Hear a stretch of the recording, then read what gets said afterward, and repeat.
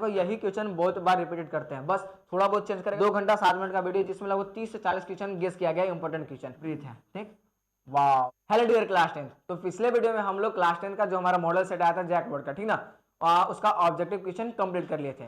तो आज की इस वीडियो में हम लोग क्या करने वाले हैं, तो झारखंड बोर्ड का जो हमारा मॉडल सेट 1 है उसका 2 मार्क्स वाले सारे क्वेश्चन है उसको कंप्लीट करने वाले हैं। उससे पहले एक और चीज बता दें कि अगर तुम 2 मार्क्स वाला सारा क्वेश्चन नहीं किए हो, ठीक ना, 2 घंटा 7 मिनट का वीडियो जिसमें लगभग 30 से 40 क्वेश्चन गेस किया गया इंपॉर्टेंट क्वेश्चन, तो उसको जरूर कर लेना, क्योंकि जनरली क्वेश्चन यहाँ से पक्का उठ जाएगा। और आज का जितना भी मॉडल सेट में क्वेश्चन आया है सारा सारा तुमको यहाँ से भी मिल जाएगा, एक बार जरूर चेक कर लेना, ठीक ना। 30 से 40 इंपॉर्टेंट क्वेश्चन यहाँ पर है, अच्छा से प्रैक्टिस कर लेना, ठीक। अब देखो, उससे पहले हम आगे चले, ये सारा चीज हम बता दिए थे कि इस बार जो हमारा मैथ का एग्जाम होगा क्या थी, 30 ऑब्जेक्टिव रहेगा, 2 मार्क्स वाले 6 गो रहेंगे, 8 गो में से 6 गो बनाना होगा तुमको, फिर 3 मार्क्स वाला भी 8 गो रहेगा जिसमें से तुमको 6 बनाना होगा, और 5 मार्क्स वाला तुम्हारा रहेगा 5 गो जिसमें से तुमको 4 बनाने होंगे, ठीक ना।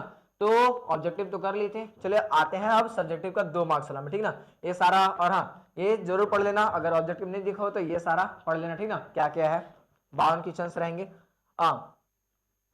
और हाँ, ऑब्जेक्टिव क्वेश्चन का लिंक डिस्क्रिप्शन में मिल जाएगा, उसको भी कंप्लीट कर लेना, ठीक ना, और जो कि पिछले वीडियो में हम लोग करवाए थे। अब आते हैं, ये देखो, निम्न में से किन्हीं 6 प्रश्नों का उत्तर दीजिए। 6 गुना 2 यानी 2 मार्क्स का है टोटल, 6 गो बनाना है, टोटल 12 मार्क्स के लिए, ठीक ना। तो देखो यहाँ पर 21, 32, 33, 34 4 क्वेश्चन यहाँ पर है और 4 क्वेश्चन यहाँ पर, टोटल 38, मतलब कि 8 क्वेश्चन है, ठीक ना। 8 क्वेश्चन में से तुमको कितना बनाना है, 6 बनाना है। तो पहला क्वेश्चन क्या है, पहला क्वेश्चन देखते हैं। तो पहला क्वेश्चन देखो बहुत इजी है, और एक क्वेश्चन जो है वही 2 मार्क्स वाला जो वीडियो बनाए थे उसमें भी प्रैक्टिस करवाए थे, यहाँ भी आ गया मॉडल सेट 1 में, ठीक ना। क्या है क्वेश्चन, अभाज्य गुणनखंड विधि द्वारा 96 और 404 का एचसीएफ और एलसीएम ज्ञात करना है। क्या ज्ञात करना है, एचसीएफ और एलसीएम। अब देखो गुणनखंड विधि द्वारा, तो हम क्या लिखेंगे, 96 का गुणनखंड। और ध्यान देना कि 2 मार्क्स का इसका मतलब ये नहीं कि हम लैंग्वेज नहीं लिखेंगे, लैंग्वेज पर पूरा फोकस रखना है, पूरा ध्यान रखना, ठीक ना। तो 96 का गुणनखंड और एक है हमारा 404 का गुणनखंड, ठीक ना। तो ध्यान दो, 96 का गुणनखंड क्या हो जाएगा, तो 96 को चलो इधर कर लेते हैं, 96, ठीक, 2 से ये सब रफ में करने की जरूरत है, 2 चौके 8, 2 8 16, फिर 2 से हो जाएगा 24 बार में, फिर 2 से कितना बार में, 2 से हो जाएगा 12 बार में, और 2 से हो जाएगा 6 बार में, और 2 से हो जाएगा 3 बार में, ठीक ना। ये हमारा 96 का क्या हो गया, गुणनखंड हो गया। लिख देते हैं 2 गुना 2 गुना 2 गुना 2 गुना, टोटल 5 को 2 है ना, और एक 3 है, हो गया। अब 404 का है तो 404 का भी हम लिख देते हैं, इधर कर लेते हैं 404 का, क्या हो जाएगा, 2 से 202 बार में और 2 से 101 बार में। अब आगे तो जाएगा नहीं, तो सिंपल हम क्या लिखेंगे, 404 का गुणनखंड 2 गुना 2 गुना 101, ठीक ना। अब देखो कहा है एचसीएफ, एचसीएफ मतलब कि सबसे ज्यादा जो कॉमन रहेगा, ठीक ना। तो 96 और 404 में कॉमन क्या है बबुआ, देख लो जल्दी से, लैंग्वेज बहुत इंपॉर्टेंट है, ठीक ना। तो ध्यान दो, 1 2 कॉमन और 1 2 कॉमन, यानी टोटल 2 2 कॉमन है, तो 2 गुना 2 यानी एचसीएफ जो होगा वो 4 होगा, क्या होगा, 4 होगा। और रही बात एलसीएम का, तो एलसीएम का भी कर लेते हैं, एलसीएम एलसीएम तो 96 और 404 का एलसीएम चाहिए हमको। तो पहली बात जो एचसीएफ है जो कॉमन है, सबसे पहले उसको हम लिख लेते हैं। कॉमन क्या था, तो 2 गुना 2 था ये, ठीक ना, दोनों में से 2 कॉमन निकाल लिए, अब जो बचा सबको हम लिख देंगे, ठीक ना। तो 1 2 3, 2 को 3 बचा, 1 2 3 हो गया। अब 1 3 है और गुना हो जाएगा 101। अब क्या करेंगे, सबको हम कर देंगे गुना, वो हमारा आ जाएगा एलसीएम। तो 2 दूना 4, 4 दूना 8, 8 दूना 16, दूना 32, 32 तिया कितना होता है, तो 32 तिया कितना होता है, कर लो, 3 दूना हो जाएगा 6 और 3 3 96 हो गया, और 96 में कर दो 101 से गुना, ठीक है ना। तो चलो 96 में 101 से हम करते हैं गुना, इधर कर देते हैं, तो 101 से 96 में, तो 96 का 96 और 96 का 96, यानी हो जाएगा कितना, 96 96। तो ये लो 96 96। देखो यही हमारा चाहिए था, एचसीएफ और एलसीएम। तो एचसीएफ और एलसीएम अभाज्य गुणनखंड विधि से बना दिए, ठीक ना। तो आराम से इतना कर लोगे तो 2 मार्क्स तुम्हारा मिल जाएगा। तो कितना इजी क्वेश्चन है, ऐसा ही पूछता है, ठीक ना। तो अभाज्य गुणनखंड विधि से हो गया, तो अभाज्य गुणनखंड विधि से हो गया। अब आते हैं नेक्स्ट क्वेश्चन में। नेक्स्ट क्वेश्चन भी बहुत इजी है। क्वेश्चन क्या कर रहा है, वह द्विघात बहुपद ज्ञात करना है। क्या ज्ञात करना है, द्विघात बहुपद। तो द्विघात बहुपद तो जानते हैं किस रूप का होता है, पहले लिख लेते हैं, ax square plus bx plus C, इस रूप का हमारा द्विघात बहुपद होता है, इसी को हमको ज्ञात करना है, ठीक ना। इस बात को ध्यान देना। अब इसको ज्ञात करना है, कर है जिसके शून्यकों का योग, शून्यकों का योग कहने का मतलब क्या चाहिए, अल्फा प्लस बीटा बराबर तुम्हारा दे दिया है, क्या दिया है, जो दिया है सबसे पहले दिया है लिख दो, यानी गिवन अल्फा प्लस बीटा बराबर है -3 और अल्फा इंटू बीटा बराबर है क्या 2 है। अब हमको चाहिए द्विघात समीकरण, क्या चाहिए द्विघात समीकरण, ठीक ना। द्विघात समीकरण बराबर वाट। अब देखो द्विघात समीकरण किस रूप का होता है, हम जानते हैं जो द्विघात समीकरण होते हैं किस रूप का होता है, द्विघात समीकरण जो होता है वो हमारा होता है किस रूप का, ध्यान दो। तो फॉर्मूला सभी को याद है ना, जरूर याद रखना, क्या x square minus alpha plus beta into x और इंटू अल्फा इंटू बीटा। अब एक्स स्क्वायर कितना है, तो एक्स स्क्वायर के साथ कुछ नहीं होगा, x square minus alpha plus beta, शून्य का योग दिया है -3, तो हम यहाँ पर रखेंगे -3 और एक्स हो जाएगा, अब प्लस में यहाँ पर गुना का साइन हो गया प्लस अल्फा इंटू बीटा, तो अल्फा इंटू बीटा जो कि गुना दिया है गुणनफल 2 है, तो हम यहाँ पर रखेंगे 2 और बाकी आगे जो बचा उसको हम कर देंगे सॉल्व करके लिख देंगे, क्या हो जाएगा ध्यान दो। तो एक्स स्क्वायर माइनस माइनस हो जाएगा प्लस 3x हो जाएगा 3x और लास्ट में क्या बच गया 2, यही हमारा द्विघात बहुपद हो गया, ठीक ना। अब बटा वाला अगर दिया रहेगा तो बटा वाले के लिए भी बता चुके हैं कैसे हम लोग बनाते हैं, ठीक ना। ये पहले जैसे था वैसे हम बना दिए, ठीक। तो सिंपल अल्फा प्लस बीटा बराबर -3 और अल्फा इंटू बीटा बराबर 2 हो गया। द्विघात समीकरण इस रूप का होता है, इसको जरूर याद रखना, x square minus alpha plus beta into x plus alpha into beta होता है, ठीक ना। ये द्विघात समीकरण का रूप होता है, ठीक। ये कंप्लीट, किसी कोई दिक्कत, ठीक ना। अब चलो नेक्स्ट क्वेश्चन में आते हैं। नेक्स्ट क्वेश्चन क्या है कि मान लीजिए त्रिभुज दिया हुआ है और एक त्रिभुज DEF है, दो त्रिभुज है, ठीक ना। तो त्रिभुज है तो त्रिभुज हम बना लेते हैं, यहाँ पर एक त्रिभुज मान लेते हैं ये ABC और एक त्रिभुज मान लेते हैं DEF, ठीक। यहाँ पर ABC और एक हो गया DEF। अब कह रहा है दोनों दोनों समरूप है, कोई दिक्कत नहीं, समरूप भी कर दिए। अगर और इनके क्षेत्रफल क्रमशः 64 सेंटीमीटर स्क्वायर, एक का 64 सेंटीमीटर स्क्वायर मान लेते हैं, एक का है 121 सेंटीमीटर स्क्वायर। अब कह रहा है यदि EF ध्यान दो, EF यहाँ पर है 15.4 सेंटीमीटर और तो BC क्या करें, ध्यान दो क्या है कि दो त्रिभुज दिया हुआ है, एक त्रिभुज ABC और दूसरा त्रिभुज है DEF, यहाँ तक तो किसी को दिक्कत नहीं होना चाहिए। फिर कह रहा है ABC का क्षेत्रफल दिया हुआ है, यानी देखो पहले फिगर बनाएंगे उसके बाद आएंगे सॉल्यूशन में, हल में आएंगे। क्या है दिया है, क्या दिया है भाई, तो एरिया ऑफ ट्रायंगल ABC बराबर 64 सेंटीमीटर स्क्वायर और इसका जो क्षेत्रफल है यानी एरिया ऑफ DEF बराबर तुम्हारा दिया हुआ है 121 सेंटीमीटर स्क्वायर और EF बराबर तुम्हारा दिया हुआ है क्या चीज 15.4 सेंटीमीटर। तो कह रहा है कि BC ज्ञात करें, BC बराबर वाट, ठीक ना। अब देखो हम जानते हैं कि अगर दो त्रिभुज क्या हो समरूप हो, क्या हो समरूप, तो दो त्रिभुज अगर समरूप है तो क्या हम उसके एरिया को इस फॉर्म में लिख सकते हैं क्या, यहाँ हाँ यहाँ पर लिखते हैं, ठीक ना। उसके एरिया को हम लिख सकते हैं कि एरिया ऑफ ट्रायंगल जो हमारा त्रिभुज होगा ABC बटा एरिया ऑफ त्रिभुज हमारा क्या हो जाएगा DEF है ना, DEF जो होगा साइड के स्क्वायर के यानी भुजा के वर्ग के बराबर होता है, यानी इसका भुजा लेंगे BC और इसका भुजा ले लेंगे EF, उसके वर्ग के बराबर होता है।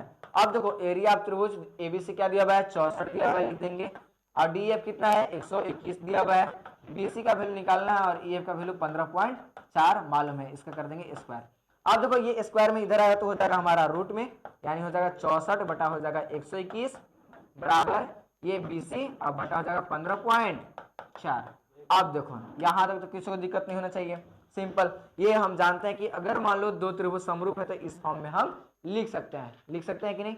अब देखो क्या करेंगे, अब करेंगे हम देखो 64 का वर्गमूल कितना होता है 8 होता है, तो हम लिखेंगे 8 और 121 किसका होता है 11 का होता है, लिख दिए बराबर BC बटा 15.4, कोई दिक्कत नहीं ना।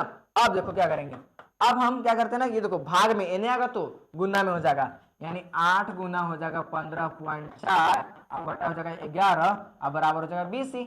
अब देखो 11 से काट दो तो 11 कम 11 यानी 1.4 बार में कट जाएगा। अब गुना कर देंगे तो BC का वैल्यू यानी 8 चौका 32 के 2 हाथ में हो जाएगा 3, 8 कम 8 3 11 1 दशमलव यानी 11.2 सेंटीमीटर। इसी को हम थोड़ा पलट के लिख देंगे क्या कि BC बराबर हो जाएगा 11.2 सेंटीमीटर उत्तर। देखो कितना है जी, ये 2 मार्क्स में क्वेश्चन है, 2 मार्क्स वाला तो आराम से बनना चाहिए, ठीक ना। दो 64 सेंटीमीटर स्क्वायर और 121। और हाँ लैंग्वेज पर पूरा ध्यान देना, ठीक ना, लैंग्वेज बहुत इंपॉर्टेंट है, बहुत हद से ज्यादा इंपॉर्टेंट है, ठीक ना, क्योंकि ये सारे लोग बना लेंगे इसमें कोई शक नहीं है, तुम्हारे लिए डिफरेंट होगा लैंग्वेज, ठीक ना। ये हो गया, कोई दिक्कत नहीं है। ये दिया हुआ था, हमको BC फाइंड करना था, तो ये हम जान रहे थे, बस फाइंड कर दिए। अब नेक्स्ट जो है कर रहा है क्या कि एक्स अक्ष पर वह बिंदु ज्ञात करना है। क्या ज्ञात करना है? एक्स अक्ष पर वह बिंदु ज्ञात करना है। ठीक, जो बिंदु 2,5 -5 और -2,9 से समदूरस्थ है। लो भाई देखो कितना एजुकेशन है। मान लो ये एक्स अक्ष पर कोई एक बिंदु है, ठीक, मान लेते हैं हम P मान लेते हैं, ठीक ना। अब एक्स अक्ष पर कोई बिंदु है तो एक्स का कुछ तो वैल्यू रहेगा, और एक्स अक्ष पर है, ध्यान दो, जैसे मान लो ये है, ये हमारा एक्स अक्ष होता है, ये हमारा वाई। अब कोई बिंदु है यहाँ पर, ठीक ना, तो वाई का वैल्यू तो 0 होगा, यानी x, 0 हो गया, कोई दिक्कत नहीं। यहां तक तो किसी को दिक्कत नहीं होना चाहिए, ठीक ना। जो कहा था हम लिख दिए, क्या कि एक्स अक्ष पर वह बिंदु ज्ञात करना है, यानी एक्स का वह वैल्यू ज्ञात करना है जो क्या हो। और देखो एक्स अक्ष पर है इसलिए वाई का वैल्यू 0 रहेगा, कोई दिक्कत नहीं। जो दो बिंदु यहाँ पर दिया हुआ है, एक बिंदु है हमारा ए मान लेते हैं 2,-5, और एक मान लेते हैं हम बी मान लेते हैं -2,9 से समदूरस्थ है।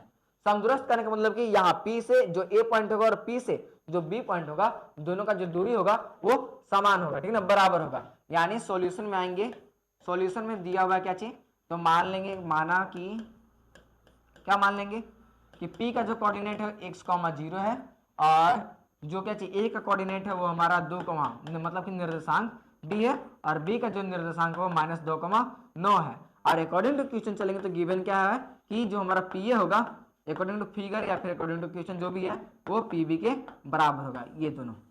अब देखो दोनों को हम क्या करेंगे, दूरी सूत्र का यूज करेंगे। कौन सा सूत्र का यूज करेंगे? दूरी सूत्र। और दूरी सूत्र तुम लोग को मालूम होगा, यानी अब दूरी सूत्र से, दूरी सूत्र से क्या होता है, दूरी सूत्र से तो PA बराबर क्या होता है, तो हम जानते हैं कि अंडर रूट क्या होता है, x2 - x1 का स्क्वायर प्लस y2 - y1 का स्क्वायर होता है।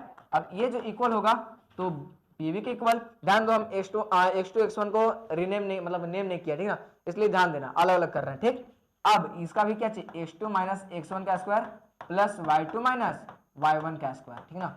अब देखो, अब यहां से सारा चीज, अब ध्यान दो यहाँ पर x और y का वैल्यू कौन लेंगे, तो PA वाला टर्म में लेंगे, और यहाँ पर x और y का वैल्यू PB वाला टर्म में। इधर उधर मत कर लेना कि पहले ये लेंगे फिर इसको ले लेंगे फिर इसको ले लेंगे, इधर उधर नहीं। इसलिए ध्यान से, और इसमें वैल्यू पुट करने में ज्यादा कंफ्यूजन नहीं होना, आराम आराम से करना, ठीक ना। यहां तक तो किसी को दिक्कत नहीं होना चाहिए। अब देखो आगे आते हैं, ठीक ना, यहां तक। अब देखो दूरी सूत्र, आप क्या करेंगे, इधर रखते हैं ऐसे, x2 का वैल्यू चेक करो, यहाँ हम फिगर फिर से बना देते हैं, ठीक ना, बार बार पीछे जाना नहीं पड़े। x0 है, a है यहाँ पर जिसको 2, -5 था, 2, -5 था, और जो B का कोऑर्डिनेट था वो -2,9 था। क्वेश्चन से एक बार मिला लेते हैं, सही लिखे हैं, चलो ठीक है। अब PA के टर्म में था तो PA यहाँ पर क्या था, x2 - x1, तो x2 हमारा ये होगा, x1 हमारा ये होगा, यानी क्या हो जाएगा। अच्छा एक और चीज ध्यान दो ना कि दोनों तरफ क्या चीज है, स्क्वायर रूट है, वर्गमूल वाला साइन है, तो दोनों तरफ हम कैंसिल कर सकते हैं, और इक्वल भी है, तो हम इसको यहाँ से ये पार्ट ही हटा देते हैं, ठीक ना, ये पार्ट हटा देते हैं, इसका कोई जरूरत नहीं है। अब डायरेक्ट लिखते हैं फॉर्मूला x2 - x1, यानी क्या जाएगा 2 - x का स्क्वायर प्लस y2 - y1, तो y2 हमारा -5 होगा और y1 क्या जाएगा, 0 जाएगा, तो -5 और प्लस 0 का स्क्वायर, ये जो इक्वल होगा किसके इक्वल होगा, तो PB के इक्वल, ठीक ना। तो -2 x हो जाएगा, -2 - x का स्क्वायर और प्लस हो जाएगा 9 - 0 का स्क्वायर। यहाँ तक किसी को दिक्कत नहीं होना चाहिए। अब देखो क्या करेंगे, तो a - b का होल स्क्वायर पर तोड़ देंगे, तो a - b का होल स्क्वायर पता है ना क्या होता है, तो a square - 2ab plus b square, a का स्क्वायर हो जाएगा 2 का स्क्वायर -2ab, ab प्लस हो जाएगा b का स्क्वायर, उसी तरह -5 का स्क्वायर, क्योंकि 0 जोड़ेंगे तो -5 का स्क्वायर होता है 25, बराबर हो जाएगा क्या चीज, तो इसको थोड़ा सा हम अलग कर लेते हैं या छोटा कर लेते हैं। ओहो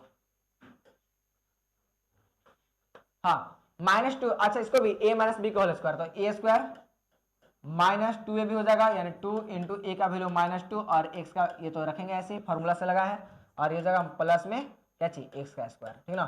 इसको भी a - b का होल स्क्वायर पर तोड़े हैं, ठीक। अब देखो क्या करेंगे, अच्छा एक और चीज, 9 का स्क्वायर हो जाएगा 81, ठीक ना, ये लास्ट वाला छूट गया था। अब देखो 2 का स्क्वायर होता है 4, 2 दूना हो जाएगा 4 -4x और x स्क्वायर हो जाएगा 25, बराबर हो जाएगा -2 का स्क्वायर कितना होता है 4, -2 का स्क्वायर कितना होता है 4, -2 × 2 तो 4 हो जाएगा, यानी प्लस में हो जाएगा 4 और हो जाएगा x का स्क्वायर, ठीक ना, और प्लस हो जाएगा 81। ध्यान दो एक इधर प्लस में एक इधर प्लस में, दोनों तो कट जाएगा, कोई दिक्कत है नहीं ना। देखो यहाँ पर तुम लोग कंफ्यूजन मत हो ना, हम ध्यान दो a बराबर यहाँ पर -2 लिया है, ठीक ना, और b बराबर x रखे हैं, ठीक ना, क्योंकि a माइनस बी का होल स्क्वायर पर टूट जाएगा, इस बात को मतलब यहाँ कंफ्यूजन मत होना कि यहाँ पर माइनस रखे और यहाँ पर माइनस रखे ही नहीं है। तो फार्मूला पर देखो a का वैल्यू सब जगह हम यही रखे और यहाँ माइनस फार्मूला से ही लगा दिए, ठीक ना, इस बात को ध्यान देना। अब देखो आगे करते हैं। हाँ तो अब क्या हो जाएगा, ये भी प्लस में ये भी प्लस में, ये भी कट जाएगा, ठीक ना। अच्छा अब ये माइनस प्लस वाला मत काट देना, ठीक। अब एक तरफ कर लेते हैं, ये माइनस में जाएगा तो प्लस में और ये प्लस में नहीं आएगा तो माइनस में, यानी 25 - 81 बराबर हो जाएगा 4x और प्लस में हो जाएगा उधर जाएगा तो 4x, ठीक ना, कोई दिक्कत यहाँ तक नहीं होना चाहिए।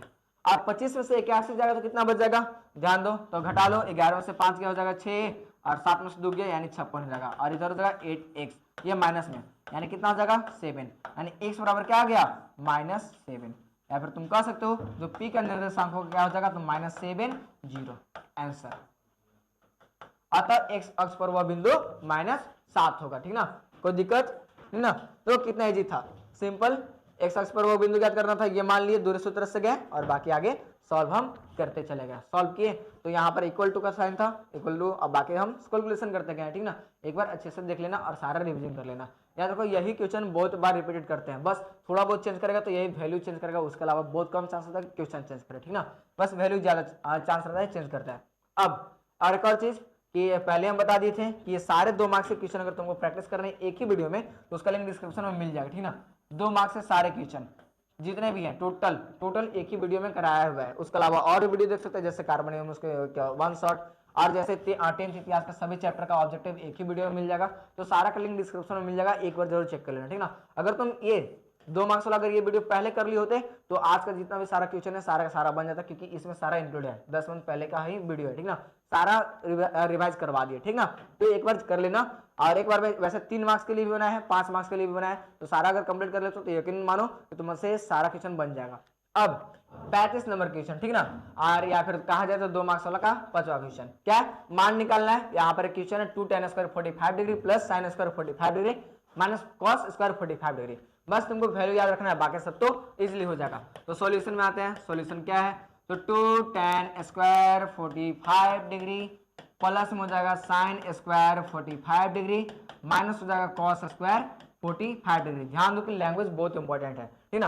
अब देखो 2 tan 45 का वैल्यू होता है 1 स्क्वायर हो जाएगा प्लस sin 45 का वैल्यू होता है 1/√2, वैल्यू जरूर याद रखना, और cos 45 का वैल्यू होता है 1/√2, क्योंकि वैल्यू से रिलेटेड लगभग तुम्हारे 5 से सही मतलब 5 नहीं लगभग कहोगे 8 मार्क्स का पूछेगा बोर्ड में, ठीक ना।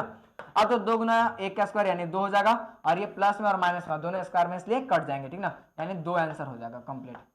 कोई दिक्कत है इसमें, तो कितना इजी क्वेश्चन है, ऐसा क्वेश्चन तुम्हारे बोर्ड्स में पूछेंगे, ठीक ना।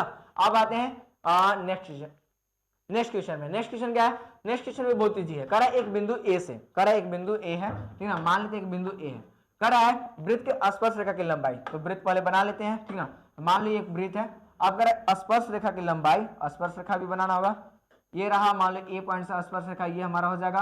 अब कह रहा है 4 सेंटीमीटर, कितना सेंटीमीटर, ये 4 सेंटीमीटर, ठीक है ना, और ए से केंद्र की दूरी 5 सेंटीमीटर है, ये मान लो केंद्र है तो 5 सेंटीमीटर है, कितना सेंटीमीटर 5, तो वृत्त की त्रिज्या क्या करना है ये ज्ञात करना है। सिंपल, जो गिवन है उसको देख लो, क्या क्या गिवन था कि ये तुम्हारा है 4 सेंटीमीटर केंद्र से स्पर्श रेखा की दूरी जो भी है, और इसको हम नाम देंगे ए, अच्छा नाम ए दे चुके हैं, ठीक ना, बी नाम दे देते हैं, और इसको हम नाम देते हैं ओ, और एओ का जो डिस्टेंस है वो 5 सेंटीमीटर है, तो कह रहा है ओ भी ज्ञात करें, ठीक ना। अब देखो सिंपल हम सॉल्यूशन में आएंगे, क्या आएंगे सॉल्यूशन में, तो सॉल्यूशन में क्या चाहिए जो दिया हुआ सबसे पहले लिख लेंगे, ठीक ना, ए बी बराबर कितना है, ए बी बराबर है 4 सेंटीमीटर और ओ ए बराबर है 5 सेंटीमीटर, कितना हो जाएगा 5 सेंटीमीटर, और हमको फाइंड करना ओ बी यानी त्रिज्या बराबर वाट, त्रिज्या बराबर वाट। अब ध्यान दो एंगल बी कितना हो जाएगा, ध्यान दो एंगल ए बी ओ बराबर कितना हो जाएगा 90 डिग्री, क्यों, क्योंकि क्या चाहिए स्पर्श रेखा पर त्रिज्या क्या है, स्पर्श रेखा पर त्रिज्या लंब होती है, क्या होती है, त्रिज्या लंब होती है।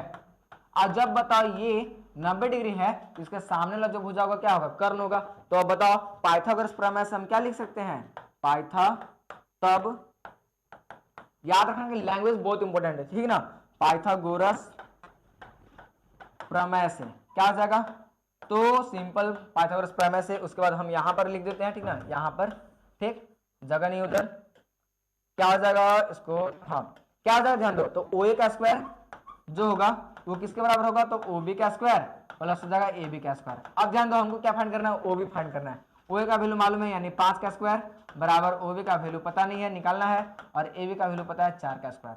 5 का स्क्वायर होता है 25 बराबर हो जाएगा ओ बी का स्क्वायर बराबर हो जाएगा 16। यहाँ तक किसी को दिक्कत नहीं ना, simple simple A B O A O B, ये हमको मतलब ए बी ओ ए पता था, ओ बी निकालना था, angle A B O 90 degree होगा क्योंकि स्पर्शरेखा पर त्रिज्या क्या होती है, लंब होती है। तब पाइथागोरस प्रमेय से ओ ए स्क्वायर बराबर ओ बी का स्क्वायर प्लस ए बी का स्क्वायर, ओ ए का वैल्यू मालूम था, ए बी का वैल्यू मालूम था, ओ बी हमको फाइंड करना है। अब देखो ये 25 एने आएगा तो क्या हो जाएगा माइनस में 16 बराबर ओ बी, यानी कहा जाए तो ओ बी बराबर कितना हो जाएगा, तो 25 में से 16 गया यानी कितना हो जाएगा। अच्छा एक और चीज, ये रूट स्क्वायर है ठीक ना, और इधर यहाँ का सन जोड़ देना है, तो अंडर रूट कितना हो जाएगा, 25 में 16 गया 9, फाइनली आ गया 3 सेंटीमीटर। कितना हो गया 3 सेंटीमीटर ठीक ना, यानी यहाँ पर लिख देते हैं ओ बी बराबर आया था अंडर रूट 9 बराबर हो जाएगा 3 सेंटीमीटर ठीक ना। किसी को दिक्कत ठीक ना, simple simple A B O A O B. अब देखो कितना इजी है नहीं जी, एक त्रिभुज आगे से वृत्त दिया हुआ था, स्पर्शरेखा था, ओ ए था, त्रिज्या फाइंड करना था, पाइथागोरस प्रमेय से सारा हम लोग फाइंड कर दिए। कोई दिक्कत है इसमें नहीं ना, तो सिंपल, कोई अगर दिक्कत नहीं है तो सिंपल कमेंट्स में जाओ और लिखो क्या कोई दिक्कत नहीं है। 2 मार्क्स वाले क्वेश्चन बन जाएंगे ठीक ना, जो भी तुम्हारा इच्छा हो, लेकिन कमेंट्स जरूर लिखना ठीक ना। नेक्स्ट में आते हैं, नेक्स्ट करा एक वृत्त का चतुर्थांश का क्षेत्रफल ज्ञात कीजिए जिसकी परिधि 22 सेंटीमीटर है। मान लो एक वृत्त है ठीक, वाव नजर ना लगे ठीक ना, इतना मस्त वृत्त बनाया के बारे में करा है, चतुर्थांश का क्षेत्रफल निकालना है, चतुर्थांश ये ठीक ना, जिसका परिधि दिया हुआ है, परिधि। अच्छा परिधि का मतलब ये पता नहीं चतुर्थांश का परिधि कि चलो पूरा का परिधि है, परिधि है 22 सेंटीमीटर, कितना सेंटीमीटर। अब देखो 22 सेंटीमीटर तो हमको पता करना होगा आर, क्या पता करना होगा आर, तो हम जानते हैं कि सॉल्यूशन में आते हैं, गिवन क्या है, वृत्त की परिधि दिया हुआ है ठीक ना, परिधि बराबर 22 सेंटीमीटर दिया हुआ है, तो हम क्या करेंगे ध्यान दो, 2 पाई आर सब निकालेंगे, आर का वैल्यू 22, तो 2 इंटू हो जाएगा पाई का वैल्यू हो जाएगा 22 बटा 7 गुना आर बराबर हो जाएगा 22, 22 से 22 कट जाएगा। अब देखो आर बराबर कितना आ जाएगा, तो आर बराबर आ जाएगा 7/2 सेंटीमीटर। यहाँ तक किसको दिक्कत है ना, यानी अब आर निकाल चुके हैं, अब हमको क्या निकालना है, तो चतुर्थांश के क्षेत्रफल निकाल देना ठीक ना। देखो वृत्त का एक वृत्त के चतुर्थांश का क्षेत्रफल ज्ञात कीजिए जिसके परिधि 22 सेंटीमीटर है, तो आर निकल गया। अब हम वृत्त का चतुर्थांश का क्षेत्रफल हम जानते हैं, क्या जानते हैं जल्दी से बताना, तो वृत्त का चतुर्थांश का क्षेत्रफल बराबर होता है, क्या होता है जल्दी से, तो हम जानते हैं θ/360 इंटू पाई आर स्क्वायर, या फिर तुम चतुर्थांश लिखो तो डायरेक्ट भी लिख सकते हो 1/4 इंटू पाई आर स्क्वायर, ये भी लिख सकते हो ठीक ना। अब क्या करेंगे तो वैल्यू पुट कर देंगे, तो 1/4 है तो 1/4, पाई का वैल्यू लेंगे 22/7 और आर का वैल्यू कितना है 7/2 गुना हो जाएगा 7/2। देखो ध्यान से 7 से 7 कट जाएगा, 2 से 11 बार में कट जाएगा, और कटेगा नहीं कटेगा, यानी हो जाएगा 77/8 सेंटीमीटर स्क्वायर। कोई दिक्कत है इसमें, तो सिंपल तुमको और याद रखना कि अगर क्षेत्रफल का है चतुर्थांश का या फिर कोई भी, तो ध्यान दो क्या होता है, तो थीटा भी 360 में पाई आर स्क्वायर से मल्टीप्लाई कर दो, अगर यही परिधि का था परिमाप का था तो 2 पाई आर से मल्टीप्लाई कर देते ठीक ना। तो सिंपल सा क्वेश्चन था, कंप्लीट हो गया। अब ये रहा आज का लास्ट क्वेश्चन ठीक ना, करा है एक पासा के एक बार फेंका जाता है, क्या फेंका जाता है, एक पासा है भाई उसको हम फेंकते हैं ठीक ना, यहाँ पर 2 दिखाया गया है, एक को फेंकना है, निम्नलिखित को प्राप्त करेंगे प्रायिकता ज्ञात करना है, अभी तक का सबसे इजी क्वेश्चन आएगा ठीक ना। एक अभाज्य संख्या, ध्यान दो हमको क्या फाइंड करना है, प्रायिकता पता करना है एक अभाज्य संख्या, किसका, एक अभाज्य संख्या का, एक अभाज्य संख्या का प्रायिकता पता करना है बराबरवाद। अब ध्यान दो, तो एक अगर हम पासा को फेंकते तो अनुकूल परिणाम की संख्या कितना हो जाएगा, मतलब कितना अभाज्य संख्या आ सकता है, तो पहले हम लिखेंगे अनुकूल परिणामों की संख्या, अनुकूल मतलब कह सकते हो क्या ना कि नंबर ऑफ जो भी है इवेंट ठीक ना, तो कितना हो जाएगा, अनुकूल परिणामों की संख्या लिख देते हैं, इधर इसको इरेज करना होगा, परिणामों की संख्या, परिणामों की संख्या की संख्या। अब ध्यान दो अभाज्य संख्या कैसी कैसी होता है, तो हम जानते हैं कि कुल पासा में 1 2 3 4 5 6 होता है, तो अभाज्य संख्या क्या होता है, तो 2 3 5 होता है ठीक ना, यानी 3 होता है, तो हम यहाँ पर 2 3 5 नहीं लिखेंगे, हम यहाँ पर लिखेंगे टोटल 3, और ब्रैकेट में तुमको दिखाना होगा तो 2, 3, 5 दिखा सकते हो, ये हमारे अभाज्य संख्या हो गए। अब देखो नंबर ऑफ सैंपल कितना हो जाएगा, तो टोटल हो जाएगा हमारा 6। अब हम जानते हैं कि प्रायिकता निकालना है, तो प्रायिकता क्या हो जाएगा, एक अभाज्य संख्या बराबर फॉर्मूला याद है लैंग्वेज बहुत इंपॉर्टेंट है और लैंग्वेज को लिखना ना भूलना, ठीक ना। एक अभाज्य संख्या बराबर क्या हो जाएगा, तो फार्मूला हम जानते हैं कि अनुकूल परिणामों की संख्या बटा कुल परिणाम की संख्या। तो अनुकूल परिणामों की संख्या कितना है 3 और कुल परिणाम कितने होते हैं 6, यानी 3/6 कहा जाता है 1/2 हो गया सर। ये हो गया क्या चीज का, एक अभाज्य संख्या का। और एक विषम संख्या का आंसर जो है आप लोगों को कमेंट्स करना है, ठीक ना। एक विषम संख्या क्या होगा, ठीक ना। और हाँ विषम संख्या क्या क्या होगा ये भी बता देना कि इसमें विषम संख्या क्या होगा और एक विषम संख्या का प्रायिकता क्या होगा, इसका कमेंट्स में बता देना, कमेंट्स में लिख कर जाना है, ठीक ना। और फाइनली ये हमारा 2 मार्क्स का क्वेश्चन जो है कंप्लीट होता है। और अब बचा हुआ है 3 मार्क्स वाला और 5 मार्क्स वाला, ठीक ना। और ऑब्जेक्टिव क्लियर जरूर कर लेना। और हम लोग क्या तो पढ़ रहे हैं अचूक बैच में, ठीक ना, जहां पर हम लोग 1 shot video lecture, chapter wise objective question, important question, test paper, worksheet, सारा चीज हम लोग दे रहे हैं, ठीक ना। तो अब तक अगर व्हाट्सएप चैनल में नहीं जुड़े हो या फिर टेलीग्राम में नहीं जुड़े हो, टेलीग्राम में जुड़ जाना, क्योंकि वहां से तुम्हारा ऑब्जेक्टिव क्वेश्चन पूरा कंप्लीट हो जाएगा, ठीक ना। तो और अच्छे से इसको कंप्लीट कर लेना। और हाँ ये वीडियो 2 मार्क्स वाला जरूर देख लेना, ठीक ना। इसका लिंक डिस्क्रिप्शन में मिल जाएगा, ठीक ना, क्योंकि यहाँ से सारे क्वेश्चन सारे करवाए हुए हैं, ठीक ना। वैसे लाइव भी प्रैक्टिस करेंगे। तो मिलते हैं नेक्स्ट वीडियो में। थैंक्स फॉर वॉचिंग, ठीक ना। और हाँ कमेंट्स करके ही जाना उस क्वेश्चन का, ठीक है।